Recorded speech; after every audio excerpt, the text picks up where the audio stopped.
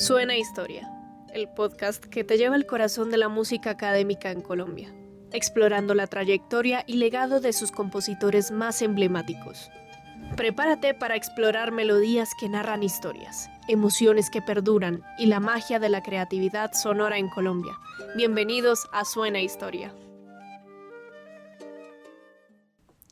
El episodio de hoy de Suena Historia está dedicado a uno de los temas que más me ha apasionado como investigador: la música del período de la independencia y primeros tiempos republicanos en Colombia.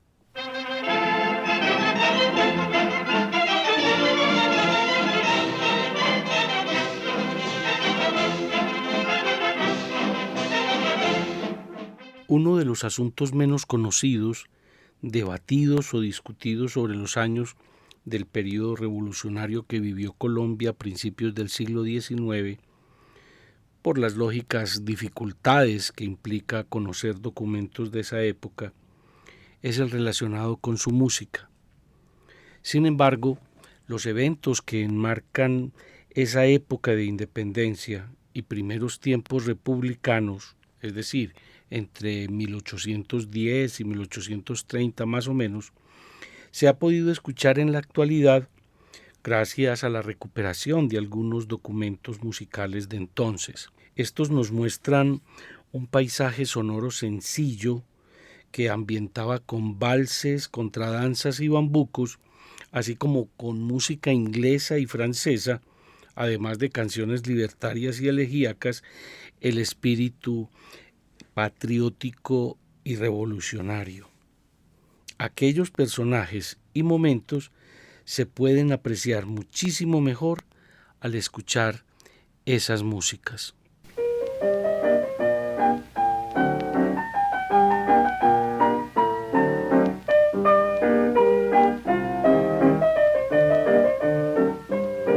Durante los festejos con los cuales se celebraron los triunfos de Boyacá, Cartagena, Maracaibo, Pichincha, en diversas ciudades se escucharon y danzaron minués, valses, contradanzas y todos los bailes acostumbrados según los gustos locales, aires propios y ajenos de origen diverso: francés, vienés, anglosajón, andino y caribeño. Estas obras eran en su mayoría de autor anónimo, pero estaban llenas de un sentimiento tal y de una acogida tan grande entre las gentes, tanto de las élites como del pueblo, que eran de conocimiento general y tomadas como propios por todos.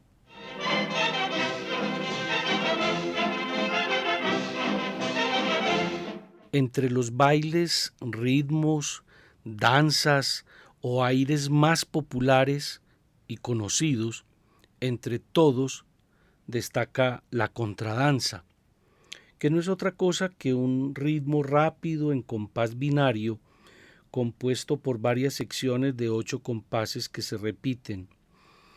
Posiblemente su origen es inglés, las country dance, es decir, las danzas del país, desde donde se extendió a toda Europa. Allí alcanzó una gran popularidad en el siglo XVIII, incluso se llegó a incluir en óperas y en otros espectáculos escénicos como el ballet y la ópera, y desde el viejo continente viajó al Caribe, de allí a Centro y Suramérica, y allí se despertó el ánimo por la contradanza.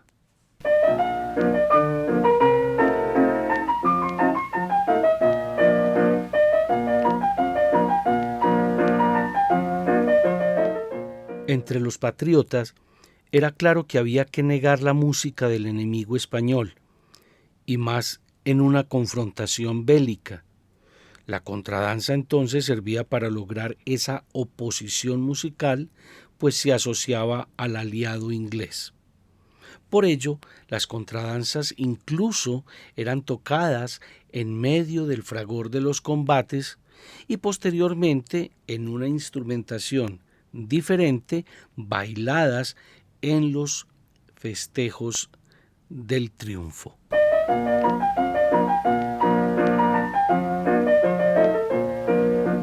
Así, en las fiestas celebradas en Santa Fe de Bogotá en agosto de 1819, con ocasión del triunfo patriota, se volvió a escuchar la histórica contradanza La Vencedora, que había sido interpretada por primera vez por un reducido grupo de músicos militares bajo la dirección del alférez José María Cancino, poco después de la acción del puente de Boyacá.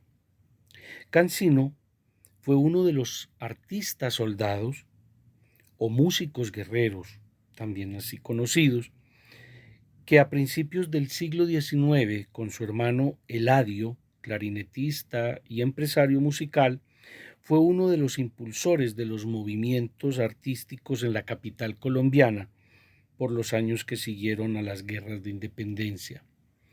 La partitura de La Vencedora fue publicada 65 años después por Alberto Urdaneta en su famoso papel periódico ilustrado. Vamos a escuchar La Vencedora, contradanza anónima que se escuchó en la batalla de Boyacá en la versión orquestal del maestro Blas Emilio Ateortúa.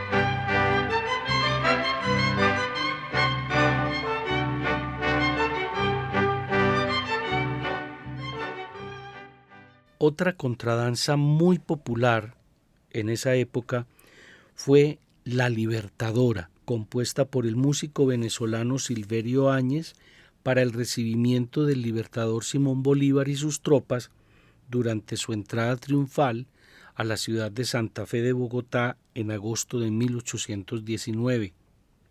Las crónicas dicen que se tocó repetidas veces alternándola con La Vencedora en el baile ofrecido a los libertadores en el palacio y en las festividades celebradas con ocasión del reciente triunfo que duraron cerca de 15 días. Simón Bolívar la bailó cuando estuvo por segunda vez en Maracaibo en 1826. Un manuscrito de esta misma pieza es el que encontramos en el famoso cuaderno de guitarra de Carmen Caicedo, que nos va a ocupar otro episodio de Suena Historia en el futuro. Escuchemos La Libertadora, en versión de Blas Emilio Ateortúa.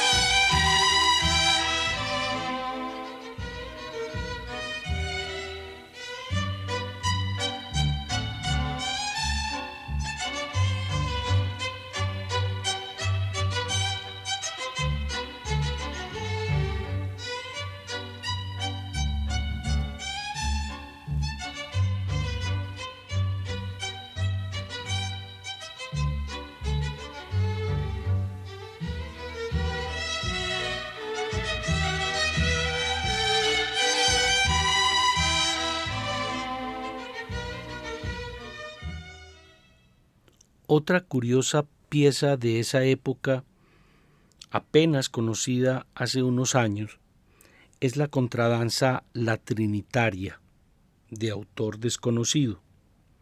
Bolívar fue propietario de la partitura y la regaló a la familia Grisol, oriunda del Perú y establecida en Cartagena a principios del siglo XIX. Refiere el historiador Gabriel Porras Troconis que en 1827 Eduardo Grisol, el jefe de la familia, ofreció a Bolívar, que iba de Caracas en viaje hacia Bogotá, una espléndida cena en su casa de la calle del Curato de Santo Toribio, en donde posiblemente se escuchó la Trinitaria, pues fue una velada rica en expresiones artísticas. Emilia, la mayor de las tres Grisoles, en plena juventud, pintaba con maestría y pidió al Libertador que posara para ella mientras los demás invitados se recreaban en el hermoso jardín de la residencia. El ilustre huésped elogió el retrato a pluma que su delicada amiga había ejecutado. En prenda de amistad, dejó a estos cartageneros la partitura de la Trinitaria en papel con un borde de fino encaje. En 1932, los descendientes de la familia Grisol le regalaron al maestro Miguel Sebastián Guerrero, un gran escultor, esmerado coleccionista y promotor cultural, la partitura referida. ¿Quién escribió la obra? Pues no se sabe. El asunto es que Bolívar era su dueño y que la traía siempre en sus viajes. El nombre de la pieza sugiere varias hipótesis. Primera, el propio nombre del Libertador, Simón José Antonio de la Santísima Trinidad. Segundo, Bolívar y su familia estaban vinculados con la Iglesia de la Santísima Trinidad de Caracas. Y tercero, por el nombre de un arbusto muy conocido en el trópico suramericano llamado Trinitaria, o veranera, o bugambilla, o bugambilia. El asunto es que apenas se conoció hace unos pocos años y se arregló para instrumentos por el maestro Blas Emilio Ateortúa. Escuchémosla. La Trinitaria.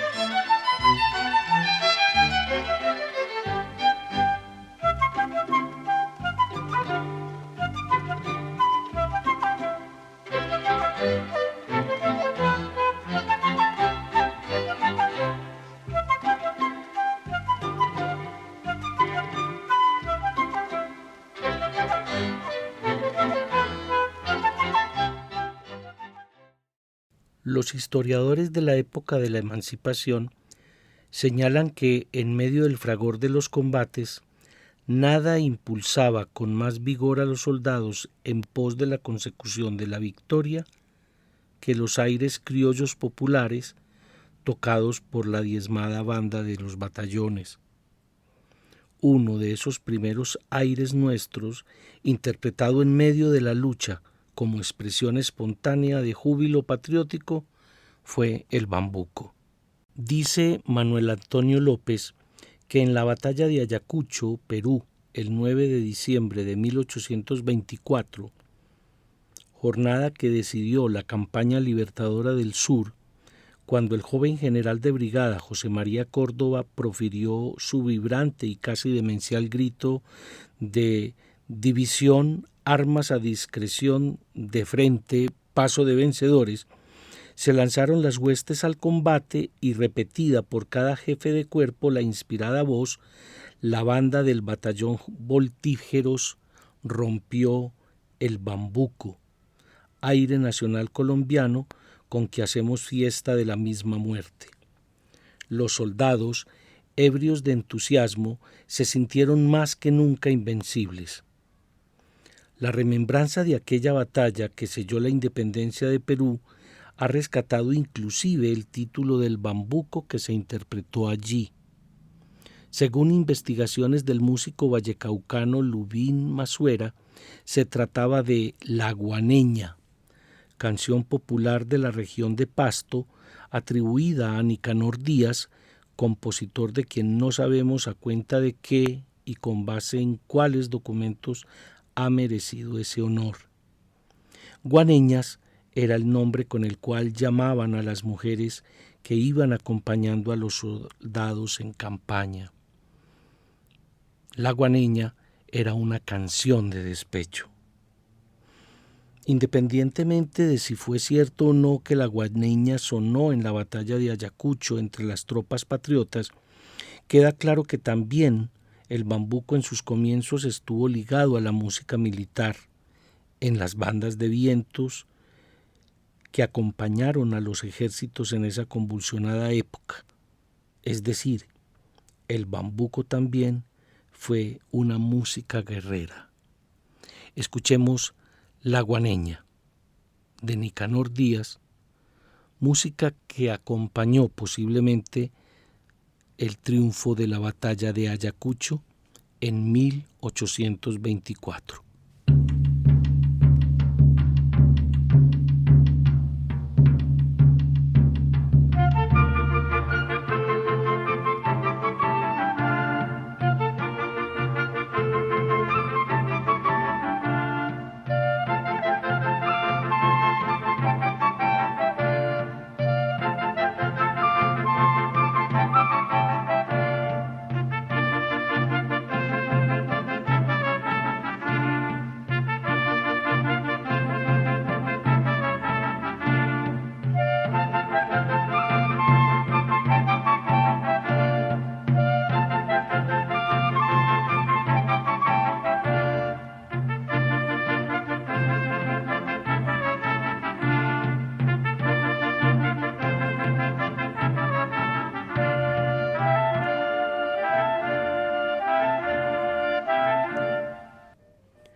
¿Quieres seguir descubriendo más sobre la música académica colombiana?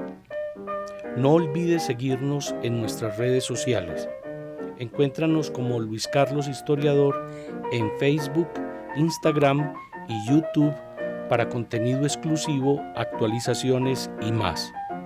Escúchanos en Spotify, Apple Podcast, Google Podcast y YouTube. Gracias por tu apoyo y nos encontraremos de nuevo en el próximo episodio de Suena Historia.